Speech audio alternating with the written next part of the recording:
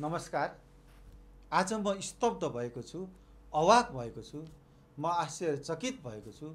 किनभने आज मैले न्युयोर्क टाइम्सको नेपालबारे एउटा रिपोर्ट पढेँ। तपाईहरु कतिपयले पढिसक्नुभयो होला। अहिले नेपालबारेको त्यो रिपोर्टले विश्वभरि तहल्का मचिएको छ। भदौ 24 गते नेपालमा विश्व नै चकित हुने गरी भीषण बर्बादी गरियो, अकल्पनीय आगजनी र तोडफोड गरियो। त्यो सबै काम नेपालका जेन्जी पुस्ताले गरेको आरोप लगाइयो। हामीले भन्दै आएका थियौँ, हाम्रा जेन्जी भाइ बहिनीहरूले त्यो काम गरेकै होइनन्, गर्नै सक्दैनन्। त्यो आगजनी गहिरो षड्यन्त्र थियो। जेन्जीको नाममा अरूले नै गरेको आगजनी थियो।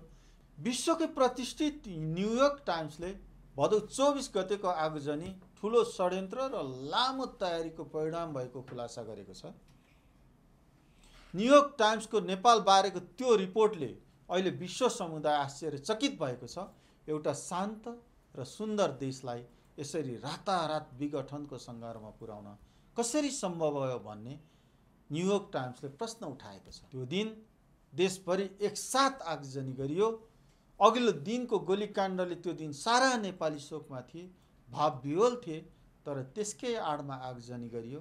नेपाल जलाएर खरानी बनाउन चाहने गिरोहले आम जनताको शोक र आक्रोशलाई भरपूर उपयोग गर्यो। न्युयोर्क टाइम्सको रिपोर्टले यो कुराको खुलासा गरेको छ। न्युयोर्क टाइम्सले धेरै गम्भीर प्रश्न उठाएको छ भने धेरै तथ्य उजागर गरेको छ। सिंहदरबार सहित विभिन्न ठुला सरकारी भवनमा आगो लगाउँदा सोडियम, म्याग्नेसियम लगायतका उच्च प्रज्वलनशील रसायनको प्रयोग गरिएको आशंका रिपोर्टमा गरिएको छ। जलेका ठाउँहरूको रासायनिक विश्लेषण गर्ने हो भने यो कुराको खुलासा हुने न्युयोर्क टाइम्सले लेखेको छ। नेपालमा आगजनी बारे न्युयोर्क टाइम्सले सिङ्गापुर स्थित फायर साइन्स फोरेन्सिक संस्थाका प्रमुख सल्लाहकार केथरिन कीलाई सोधेको रहेछ। नेपालको आगजनीको फोटो र भिडियो हेरेपछि केथरिनको भनाइ छ, भवनको आकार, आगोको तीव्रता र विनाशको स्तरले देखाउँछ यो एक सङ्गठित षड्यन्त्र थियो। न्युयोर्क टाइम्स एकजना विशेषज्ञको मात्र भर परेको छैन, अर्का अग्नि विशेषज्ञलाई पनि सोधेको छ। एन्ड्रु मुर एन्ड एसोसिएट्स संस्थाका वरिष्ठ अग्नि अनुसन्धानकर्ता रिचर्ड ह्यागरको भनाइ पनि राखेको छु। ह्यागरको भनाइ सुन्नुभयो भने तपाईहरु छक्कै पर्नुहुन्छ। ह्यागरको भनाइ म पढेर सुनाउँछु। यस्तो स्तरको आगजनी यति छोटो समयमा यति ठुलो संरचनाहरूमा गर्न असम्भव छ। यसका लागि हप्तौं वा महिनौको तयारी चाहिन्छ। सुन्नुभयो होइन ह्यागरको विचार? भदौ 24 को जसरी आगजनी गरियो त्यसका लागि महिनौको तयारी चाहिने रहेछ। न्युयोर्क टाइम्सले लेख्न छुटाएको एउटा विषयबारे मेरो एउटा प्रश्न छ। त्यसरी देशव्यापी आगजनी गर्न, आगजनीको वातावरण बनाउन कति मानिसलाई सुनियोजित रूपमा परिचालन गरिएको थियो होला? यो तथ्य खुल्न बाँकी छ।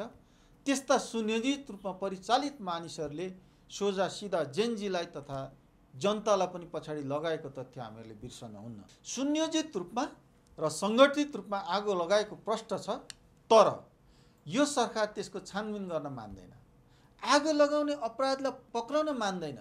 प्रहरीले पक्राउ गरेका अपराधीलाई पनि गृहमन्त्री ओम प्रकाश अर्याल र काठमाडौँका मेयर बालेन शाहको दबाव र धम्कीले रिहाई गरिँदैछ।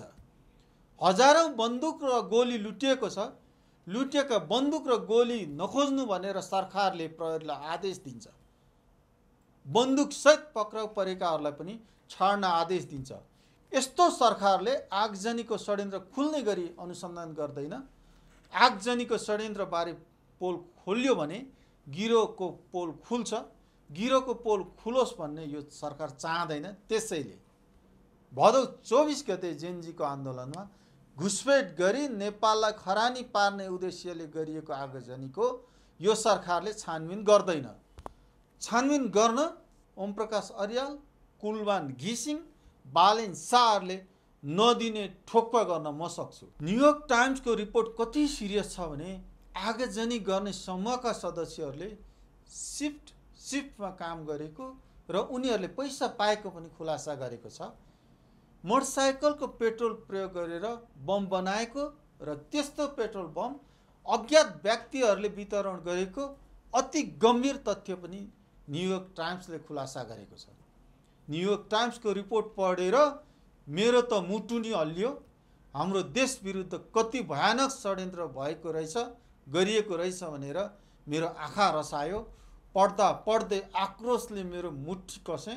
24 गते कसको घर जलाउने, कुन कुन सरकारी कार्यालय जलाउने, कुन कुन व्यापारिक प्रतिष्ठान जलाउने भनेर अघिल्लो दिन नै म्याप वितरण गरिएको र त्यसरी वितरण गरिएको म्याप अनुसार नै आगजनी गरिएको रिपोर्टमा उल्लेख छ। अरू बेला सिंहदरबारको माथिल्लो तलाको झ्यालहरू बन्द हुन्थ्यो, तर त्यो दिन सबै झ्याल खुल्ला थियो। रासायनिक पदार्थ छरेर लगाइएको आगो भवनभरि राम्ररी फैलियोस् भनेर सबै झ्याल खोलिएको हुन सक्ने तथ्य न्युयोर्क टाइम्सले उल्लेख गरेको छ। न्युयोर्क टाइम्सले प्रकाशित गरेको रिपोर्ट पढेपछि मेरो मनमा अनेक प्रश्न उठेका छन्। यिनीहरूको षड्यन्त्रको एउटा चक्र पुरा भयो, अर्को चक्रको षड्यन्त्र के गर्छन् होला? चनाखो हुनुपर्ने भएको छ।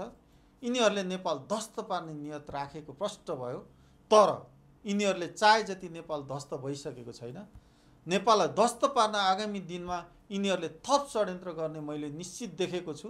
यिनीहरूले षड्यन्त्र गर्दा हामीलाई नै अगाडि सारेर गर्छन्। भदौ 24 गते जेन्जीलाई अगाडि सारेर षड्यन्त्र गरे, अब कसलाई अगाडि सारेर षड्यन्त्र गर्छन् होला?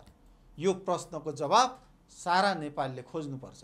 न्युयोर्क टाइम्सको रिपोर्ट पढेपछि मलाई भन्न मन लागेको छ, नेपाललाई दुःख दिन र नेपालले दुःख पाउन अझै धेरै बाँकी छ।